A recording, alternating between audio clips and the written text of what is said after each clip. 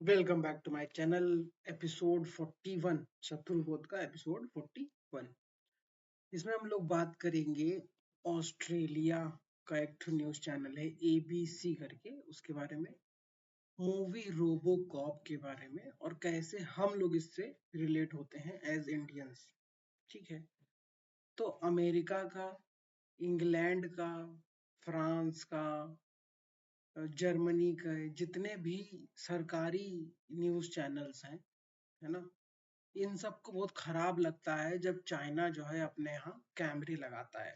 मतलब किसी ने अगर रोड क्रॉस करी तो कैमरा, और किसी ने कहीं चोरी करी तो कैमरा, कौन सी कार कब कहाँ मुड़ी इसमें कैमरा। तो इनको लगता है कि प्राइवेसी का जो है हनन हो रहा है।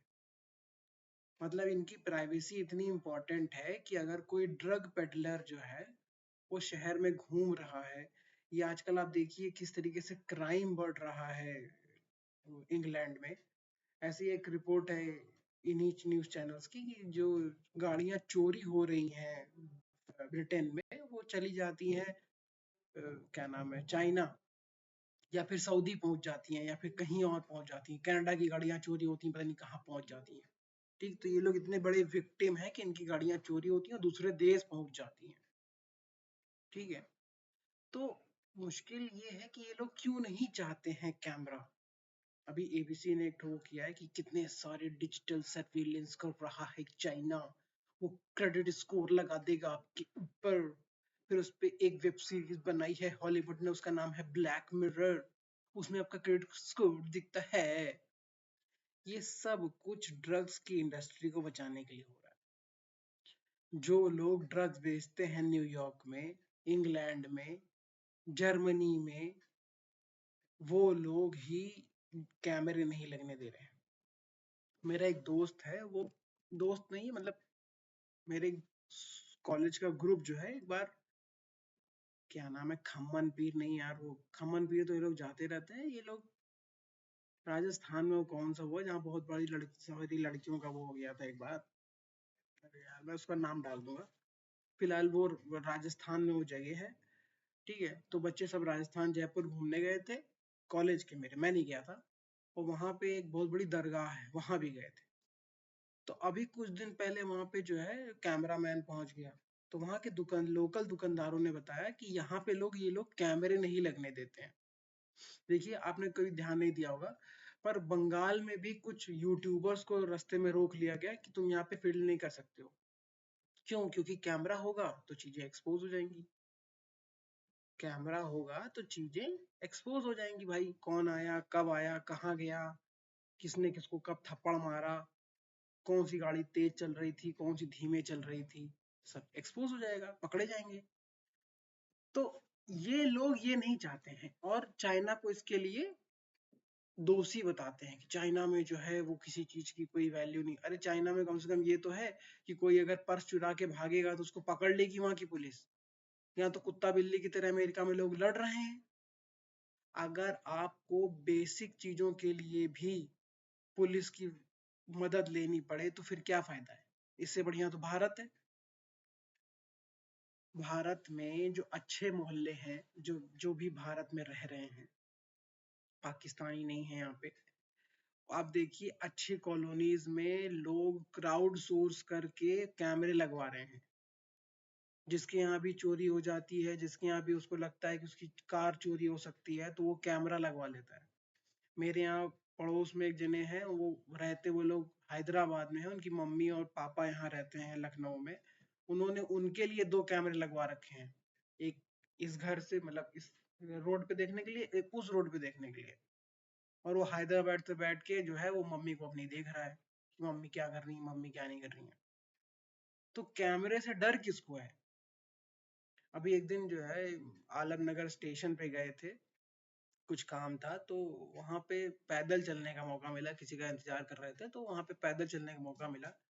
तो वहां जितने भी घर स्टेशन के पास हैं उन सब ने कैमरे लगा रखे हैं।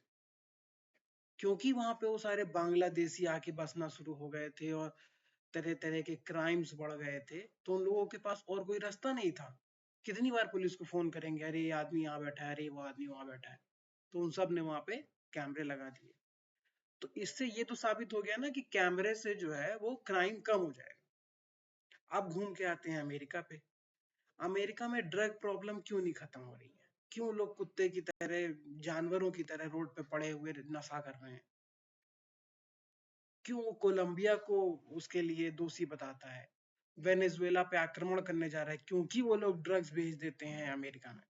अमेरिका में कौन लोग हैं जो ड्रग पेडलर कर रहे हैं? जैसे भारत को ड्रग्स रोकना था तो शाहरुख खान के लड़के को फंसा दिया। अब शाहरुख खान ने कितने पैर पकड़े होंगे बड़े बड़े नेताओं के, किसको किसको पैसा खिलाया होगा, किस किस जज से बात करी होगी, किस किस जज को पैसा खिलाया होगा, तब जाके उसका लड़का जो है वो छूट पाया जेल से। उसके बाद ऐसी उड़ती उड़ती खबरें भी आई थी कि करण जौहर उसके बाद भाग के गया है गोवा, 45 के 50 दिन का एक रिहेबिलिटेशन लेने की, उसके बॉडी से सारा जो है वो ड्रग्स निकल जाए। तो आप देखिए, एक एक चूड़ी फंसाई, एक किसी बच्चे को फंसा, मतलब देखिए लड़का जो होता है वो आपकी जान होता है।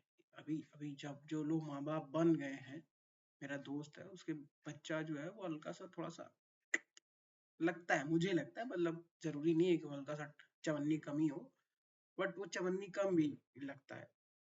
तो लेकिन उसका प्यार उसके लिए अलग है। वो उसके खिलाफ कुछ नहीं सुन सकता है, उसको सब कुछ आना चाहिए, उसको पढ़ाने के लिए ट्यूशन भी लगाएगा, उसको सब कुछ करने के लिए तैयार है। तो शाहरुख खान अपने लड़के को बचाने के लिए क्या क्या नहीं करेगा। और अगर शाहरुख खान के लड़के को पकड़ लिया जाएगा तो बॉलीवुड इंडस्ट्री में कौन है जो ड्रग्स बेचने की हिम्मत करेगा? तो मुंबई में drugs from the upper level, pyramid के ऊपर से नीचे तक साफ हो गया। लेकिन अमेरिका में नहीं साफ हो पा रहा है। दुबई में ड्रग्स नहीं मिलेंगे आपको, सऊदी अरेबिया में ड्रग्स नहीं मिलेंगे, चाइना में ड्रग्स नहीं मिलेंगे आपको, चाइना में जंकीज नहीं मिलेंगे आपको, वो नशा करके पड़े हुए हैं सड़क के किनारे। अब वापस आ जाते हैं रोबोकॉप मूवी पे। 2014 में ये मूवी आई थी और मुझे लगता है रोबोकॉप मूवी चाइना ने बनाई थी, चाइना ने पैसे देके बनवाई थी। अब रोबोकॉप मूवी में जो है वो क्राइम कम करना शुरू करता है भाई, जो है वो पूरे पूरे शहर के कैमरेज पकड़ के, और जो है लोगों को, कोई कहीं कुछ क्राइम कर रहा है, कोई कहीं कुछ क्राइम कर रहा है, उसको पकड़ के वो डाल देते हैं जेल में टाइप से करके वैसे। और उसके बाद जो है वो घूम फिर के जो क्राइम है वो चला आता है कंपनी के मालिक के ऊपर।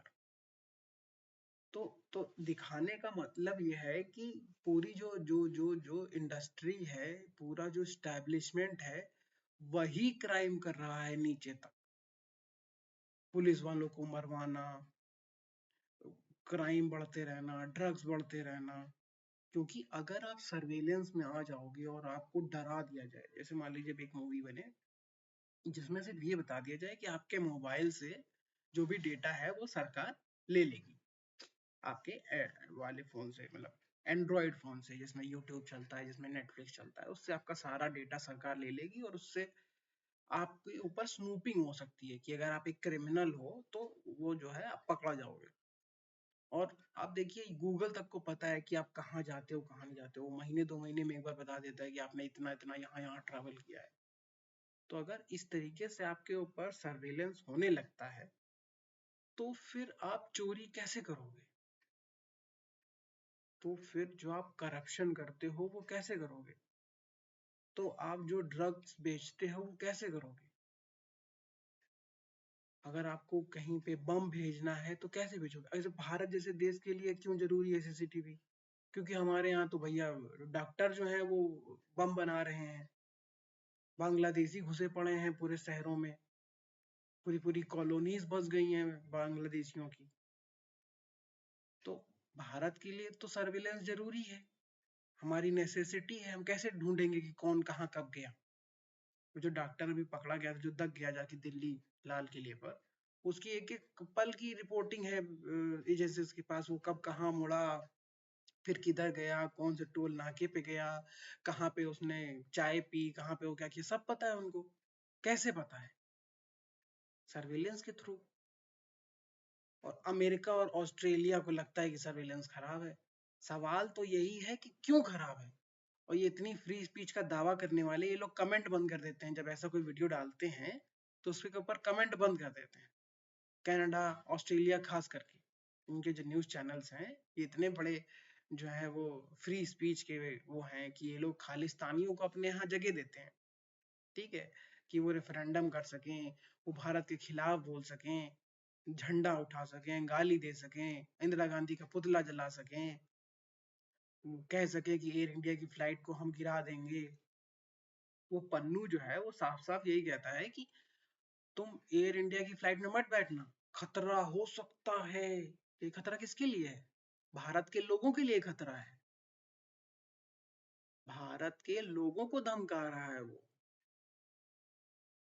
गरीब भारतीयों को, अमीर भारतीयों को, सबको डरा रहा है। तो सर्वेलेंस किसके लिए खराब है, यही तो मुश्किल है यार। ये कौन कौन है जिसके लिए सर्वेलेंस खराब है? जो मोहल्ले के मोहल्ले चोर हैं उनके लिए सर्वेलेंस खराब है। जिनको डर लगता है कि उनके यहाँ चोरी हो जाएगी, उनके लिए सर्वेलेंस अच्छा है। वो अपने घर में कैमरा लगाते हैं, पड़ोसी का कैमरा लगवाते हैं, बात करके सोचते हैं कि एक कैमरा लग जाए। तो ये सब चीजें सोचने वाली बात है कि सर्वेलेंस किसके लिए खराब है और क्यों अमेरिका का पतन हो रहा है इस तरह की पॉलिसीज से। अमेरिका गरीब होता चला जा रहा है।